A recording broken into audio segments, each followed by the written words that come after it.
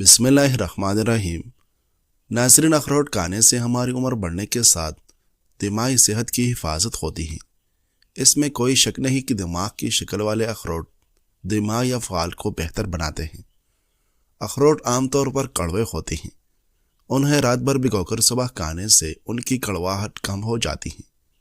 بزرگ صحابی عبداللہ بن حذافہ سہمی رضی اللہ عنہ کو روم والوں نے قید کر لیا اور پکڑ کر اپنے بادشاہ کے پاس لائے۔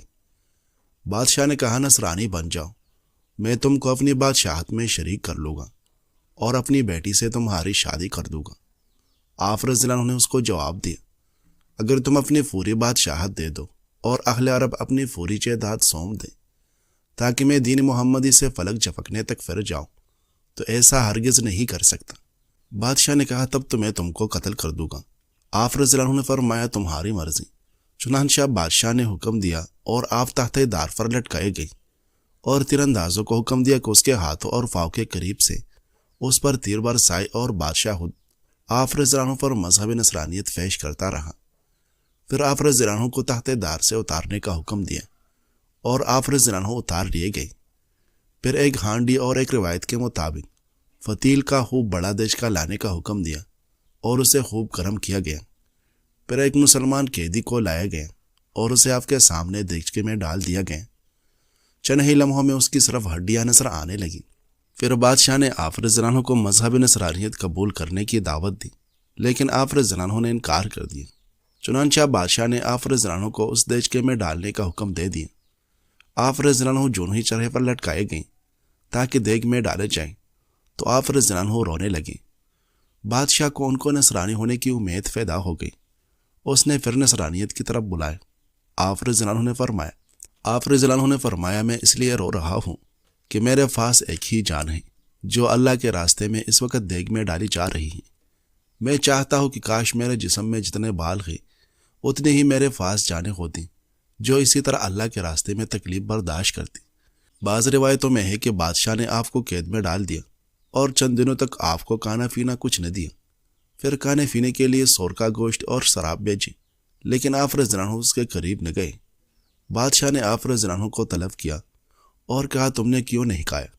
آپ رضی اللہ عنہ نے جواب دیا، اگر میں کھانا چاہتا تو وہ میرے لیے اس حالت میں حلال تھا، لیکن میں ایسا نہیں ہوں کہ اپنی مصیبت پر تجھے ہنسنے کا موقع دوں۔ آخرکار بادشاہ نے کہا، میرے پیشانی چوم لو تو میں تمہیں چھوڑ دوں گا۔ آپ رضی اللہ عنہ نے کہا، کیا میرے ساتھ دوسرے مسلمان قیدیوں کو بھی چھوڑو گی؟ اس نے کہا، ہاں۔ آپ رضی اللہ عنہ نے دوستوں کی رہائی کی خاطر اس کے پیشانی کو چوم لی۔ بادشاہ نے آپ رضی اللہ عنہ کو اور آپ کے ساتھ دیگر مسلمان قیدیوں کو رہا کر دیا، اور جب آپ رضی اللہ عنہ قید سے رہائی پا کر واپس آئے تو عمر بن خطاب رضی اللہ عنہ نے فرمایا، محفل میں موجود ہر مسلمان کے لیے ضروری ہے کہ عبداللہ بن حذافہ کی پیشانی چومے، اور میں پہلے چومتا ہوں۔ پھر آپ رضی اللہ عنہ کھڑے ہوئے اور ان کے پیشانی کو بوسہ دیا۔ ناظرین، علامہ ابن رجب رحمہ اللہ نے لکھا ہے کہ ایک مرتبہ ان کے پاس ایک ایسا شخص آئے جو کفن چور تھا، مگر اب وہ اس قبیح حرکت سے باز آ چکا تھا اور توبہ کر کے نیکی کی زندگی گزار رہا تھا۔ ابن رجب رحمہ اللہ نے اس سے پوچھا، تم مسلمانوں کے کفن چراتے ہو اور تم نے مرنے کے بعد ان کی حالت دیکھی ہے، یہ بتاؤ کہ جب تم نے ان کے چہرے کھولے تو ان کا رخ کس طرف تھا؟ اس نے جواب دیا، اکثر چہرے قبلے کے رخ سے پھرے ہوئے تھے۔ ابن رجب رحمہ اللہ کو بڑا تعجب ہوا، کیونکہ دفن کرتے وقت تو مسلمان کا چہرہ قبلہ رخ کیا جاتا ہے۔ ابن رجب نے حضرت امام اوزاعی رحمہ اللہ سے اس بارے میں پوچھا، تو امام اوزاعی رحمہ اللہ نے پہلے تو 3 بار انا للہ و انا الیہ راجعون پڑھا۔ پھر فرمایا، یہ وہ لوگ ہوں گے جو اپنی زندگی میں سنتوں سے منہ پھیرنے والے تھے۔ حضرات صحابہ کرام رضوان اللہ علیہم اجمعین کے یہاں اس کا امتیاز نہیں تھا کہ کون سی سنت چھوٹی ہے اور کون سی بڑی ہے، بلکہ ان کے نزدیک ہر سنت عظیم ترین تھی، اس لیے وہ تمام سنتوں پر عمل کرنے کا اہتمام کرتے تھے۔ ناظرین، جب ملک الموت موسیٰ علیہ السلام کا روح قبض کرنے کے لیے ان کے پاس تشریف لائے تو موسیٰ علیہ السلام نے انہیں تھپڑ مار دیا۔ وہ اپنے رب تعالیٰ کے پاس گئے اور عرض کی، تو نے مجھے جس بندے کی طرف بھیجا ہے وہ مرنا نہیں چاہتا۔ اللہ تعالیٰ نے فرمایا، ان کے پاس دوبارہ جائیں اور ان سے کہیے کہ کسی بیل کی فشت پر ہاتھ رکھیں، ان کے ہاتھ کے نیچے جتنے بال آئے گی اتنے سال عمر مزید مل جائے گی۔ ملک الموت نے حضرت موسیٰ علیہ السلام کو اللہ کا یہ پیغام پہنچایا۔ آپ علیہ السلام نے فرمایا، یا رب اس کے بعد کیا ہوگا؟ اللہ تعالیٰ نے فرمایا پھر موت آ جائے گی۔ موسیٰ علیہ السلام نے فرمایا تب تو ابھی وفات کا حکم قبول ہے۔ اس موقع پر موسیٰ علیہ السلام نے اللہ تعالیٰ سے درخواست کی کہ آپ کو ارض مقدس کے اتنا قریب کر دیں جتنے دور فطر جا سکتا ہے۔ اللہ تعالیٰ نے آپ کی دعا قبول فرمائی اور ارض مقدس کے قریب وفات دی۔ رسول اللہ صلی اللہ علیہ وسلم نے ارشاد فرمایا اگر میں وہاں ہوتا تم لوگوں کو آپ کی قبر مبارک دکھا دیتا جو راستے کے کنارے سرخ ٹیلے کے قریب ہیں۔ ناظرین، عمر بن خطاب رضی اللہ عنہ کے پاس جب یمن والوں کی قافلہ آتی تو ان سے پوچھتے کیا تم میں اویس بن عامر ہے؟ یہاں تک کہ ایک مرتبہ اویس مدینہ پہنچے۔ آپ خود اویس کے پاس آئے اور کہا آپ اویس بن عامر ہیں؟ انہوں نے کہا ہاں۔ آپ رضی اللہ عنہ نے پوچھا کرن قبیلہ کی بنو مراد نسل سے ہوں؟ انہوں نے کہا ہاں۔ آپ رضی اللہ عنہ نے پوچھا کیا آپ کو پہلے برس کی بیماری تھی پھر آپ اس سے شفا یاب ہو گئے، صرف 1 درہم کی جگہ کے برابر مرض باقی ہے؟ انہوں نے کہا ہاں۔ آپ رضی اللہ عنہ نے پوچھا کیا آپ کی ماں زندہ ہیں؟ انہوں نے کہا ہاں۔ عمر رضی اللہ عنہ نے فرمایا میں نے رسول اللہ صلی اللہ علیہ وسلم کو فرماتے ہوئے سنا ہے تمہارے پاس اویس بن عامر یمن والوں کی کمک لے کر آئے گی، وہ مراد نسل کے اور کرن قبیلہ سے ہوگی، انہیں برس کی بیماری رہی ہوگی، پھر اس سے شفا پا چکے ہوگی سوائے 1 درہم کی مقدار کی۔ ان کی ماں بقید حیات ہوگی، وہ ان کے ساتھ حسن سلوک کرے گی، وہ اگر کسی چیز کی قسم کھائے گے تو اللہ اسے پورا کرے گا، اگر تم ان سے استغفار کروا سکو گے تو کروا لینا، لہٰذا آپ میرے لیے دعائے مغفرت کیجیے۔ چنانچہ انہوں نے آپ کے لیے دعائے مغفرت کی۔ پھر عمر رضی اللہ عنہ نے ان سے پوچھا کہ کہاں جانے کا ارادہ ہے؟ انہوں نے کہا کوفہ۔ آپ رضی اللہ عنہ نے فرمایا کیا میں وہاں کے عامل کے پاس آپ کے متعلق کچھ لکھنے دوں؟ انہوں نے کہا مجھے گمنام لوگوں میں رہنا زیادہ پسند ہے۔ راوی کا بیان ہے کہ دوسرے سال ان کے قبیلے کے بزرگوں میں سے ایک صاحب مدینہ آئے، سیدنا عمر رضی اللہ عنہ کی ان سے ملاقات ہو گئی۔ آپ رضی اللہ عنہ نے اس آدمی سے اویس کے بارے میں پوچھا۔ اس آدمی نے کہا ان کی حالت خراب ہو گئی ہے اور ان کے پاس بہت ہی مختصر سامان زندگی ہے۔ عمر رضی اللہ عنہ نے کہا میں نے رسول اللہ صلی اللہ علیہ وسلم کو فرماتے ہوئے سنا ہے تمہارے پاس اویس بن عامر یمن والوں کی کمک لے کر آئے گی، وہ مراد نسل کے اور کرن قبیلہ سے ہوگی، انہیں برس کی بیماری رہی ہوگی، اس سے شفا پا چکے ہوگے سوائے 1 درہم کے مقدار کے، ان کی ماں بقید حیات ہوگی، وہ ان کے ساتھ حسن سلوک کرے گی، وہ اگر کسی چیز کی قسم کھائے گے تو اللہ اسے پورا کرے گا، اگر تم ان سے استغفار کروا سکو گے تو کروا لینا۔ وہ آدمی جب واپس لوٹ کر اویس کے پاس گئے تو کہا میرے لیے دعائے مغفرت کر دیجیے۔ اویس رحمہ اللہ نے کہا تم ابھی نیک سفر سے آئے ہو اس لیے تم میرے لیے دعائے مغفرت کرو۔ اس آدمی نے کہا پہلے آپ میرے لیے دعائے مغفرت کریں۔ اویس نے پوچھا کیا عمر رضی اللہ عنہ سے تمہاری ملاقات ہوئی ہے؟ اس نے کہا ہاں۔ اویس نے کہا تو پہلے ان کے لیے استغفار کرو۔ راوی کا کہنا ہے اس وقت لوگ اویس رحمہ اللہ کے مقام و مرتبہ کو جان سکیں، پھر وہ وہاں سے چلے گئے۔ ناظرین، ایک آدمی عمر رضی اللہ عنہ کے پاس علی رضی اللہ عنہ کی شکایت لے کر آیا۔ عمر رضی اللہ عنہ جب معاملہ کی تصفیہ کے لیے بیٹھے تو علی رضی اللہ عنہ سے کہا اے ابو الحسن اپنے حریف کے سامنے آؤ۔ علی رضی اللہ عنہ کا چہرہ غصہ سے بھر گئے۔ عمر رضی اللہ عنہ نے معاملے کا تصفیہ کیا اور پھر علی رضی اللہ عنہ سے فرمایا اے ابو الحسن کیا آپ اس وجہ سے غصہ ہو گئے کہ میں نے آپ کو آپ کے حریف کے برابر کھڑا کیا؟ علی رضی اللہ عنہ نے فرمایا نہیں، بلکہ اس لیے غصہ ہوں کہ آپ نے میرے اور میرے حریف کے درمیان انصاف نہیں کیا۔ آپ نے مجھ کو عزت دی اور مجھے میرے کنیت سے یعنی ابو الحسن کہہ کر پکارا، جبکہ میرے حریف کو اس کی کنیت سے نہیں پکارا یعنی اس کا نام لیا۔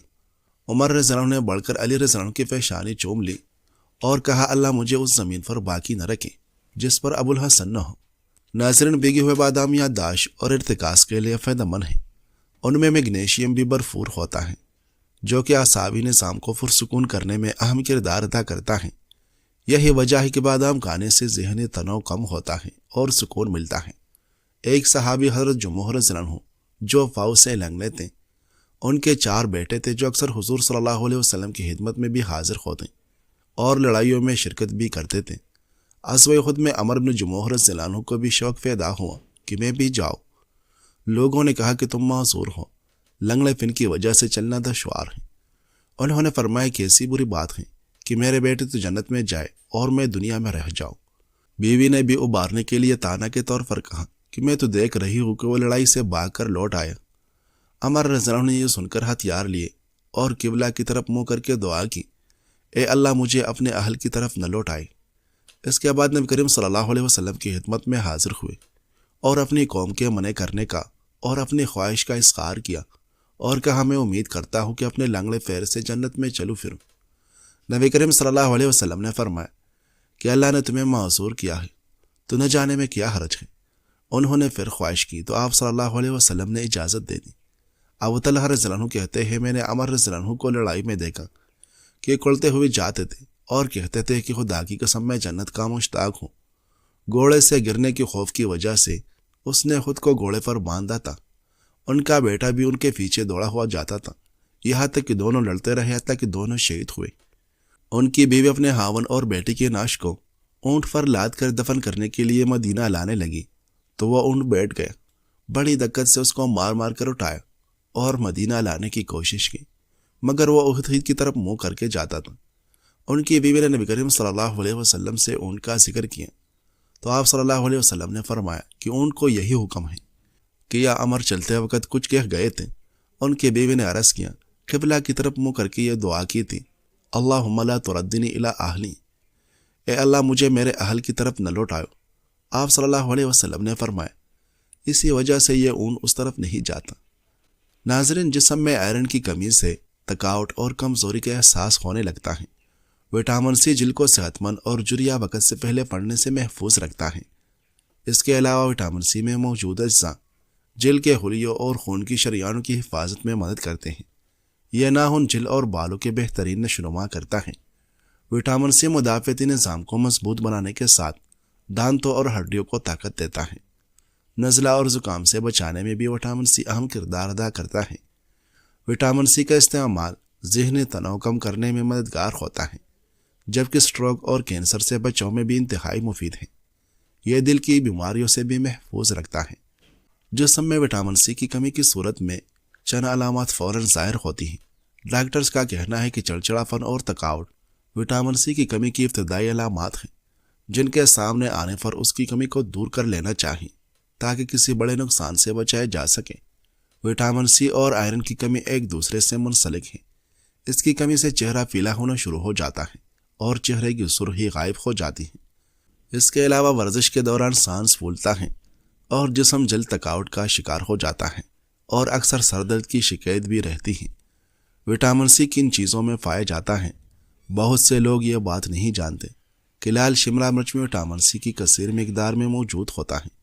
ماہرین ذائقہ کا کہنا ہے کہ اگر لال شملہ مرچ کو اپنی خوراک میں شامل کر لیا جائے تو جسم سے وٹامن سی کی کمی دور ہو جائے گی۔ ایک لال شملہ مرچ میں اوسطاً 190 mg وٹامن سی پایا جاتا ہے۔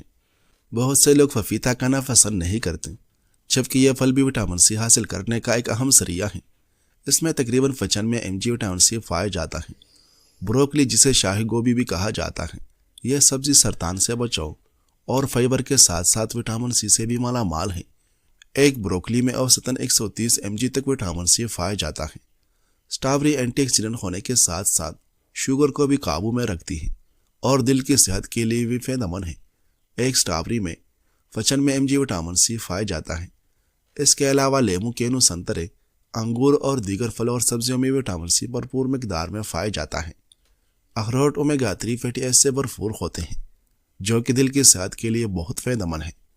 ان کو کھانے سے خراب کولیسٹرول کم ہوتا ہے اور خون کی شریانوں کا کام بہتر ہوتا ہے۔